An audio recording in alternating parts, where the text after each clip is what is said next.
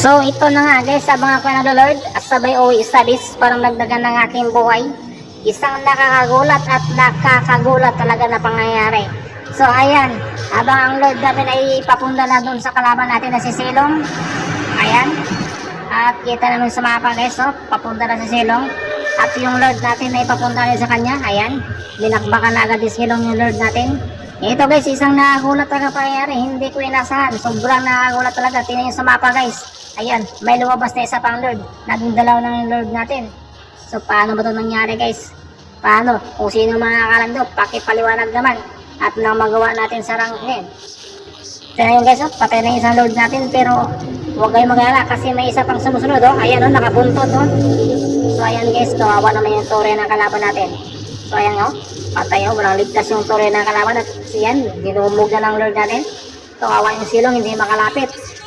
Wala